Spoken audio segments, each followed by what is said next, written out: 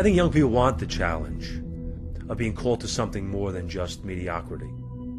All young people, I think, have that deep desire to do something remarkable, to be someone remarkable. We need good men who are considering the call to step forward and not be afraid. Men willing to give of themselves, men willing to follow the call, to try to say, what is this? Something, this sense of being led, being drawn into service. There are guys that are probably being called not heard. Well, if we are priests of the alter Christus, the other Christ, who else but ourselves should be going out and, like our Lord, saying, follow me? And that one phrase has reverberated down through the centuries. The priesthood or religious life is a supernatural call. To lay down our lives so that others may have life. So to put one's own desires, one's own will aside and say, Lord, what do you want? I will place anything on the altar of sacrifice. We need men to give up their life for Jesus Christ. Now.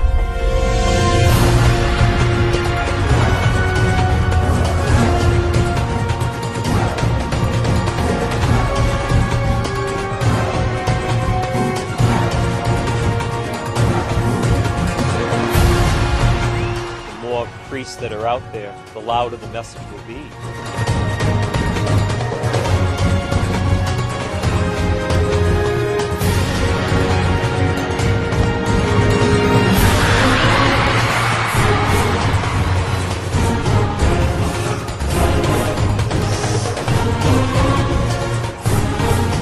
It's not natural to be a priest. It's supernatural.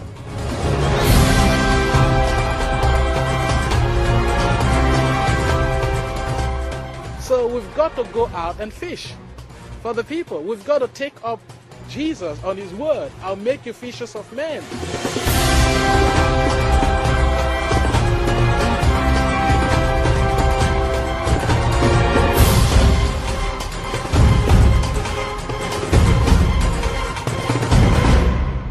Vocation to the priesthood is countercultural.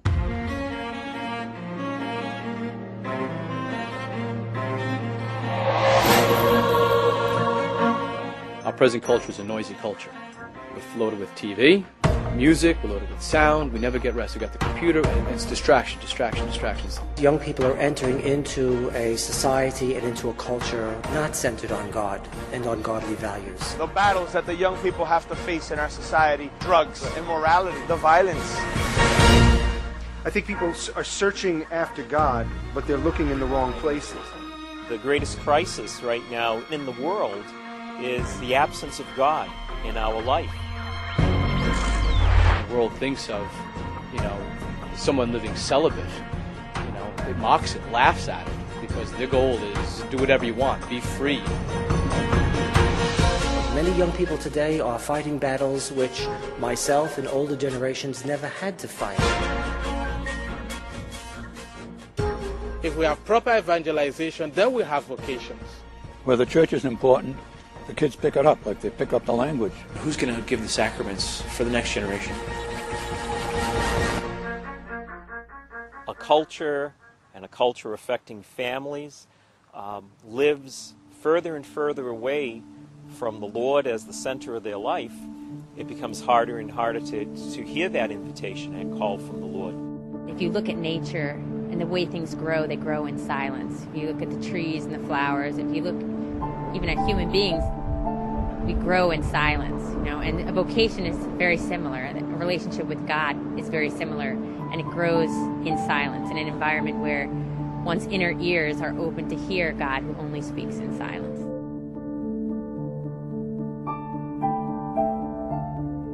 The church was very important. There's daily mass in the family, at the rosary every night. It was just a strong Catholic family.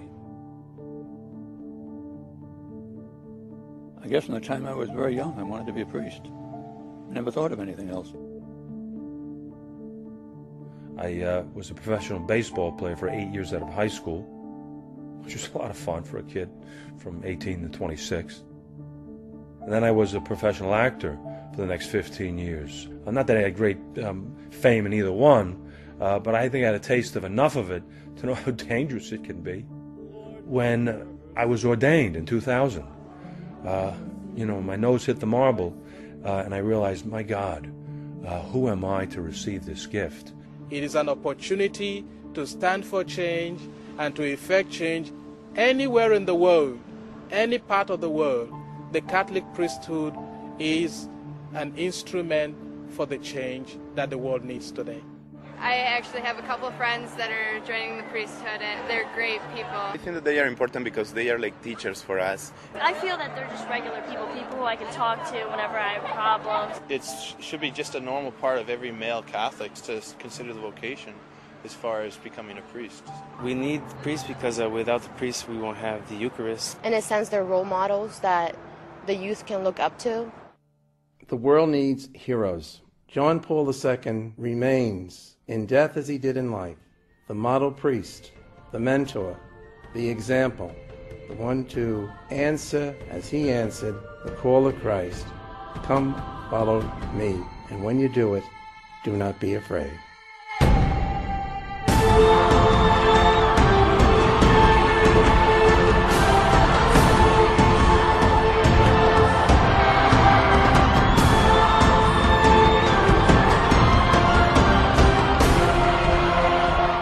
He was such a brilliant light, just shining in the world.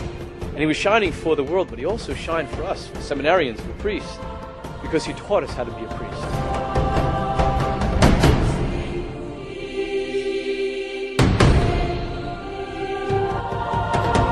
An actor, he was an athlete, he was good with people, he had a sense of humor, but with all these gifts, he gave it completely to God. Set for us such an example that so many men were drawn to the seminary, were encouraged, were given strength. People saw a man who was living his life to the full. He taught us that the priesthood was standing in the truth with love.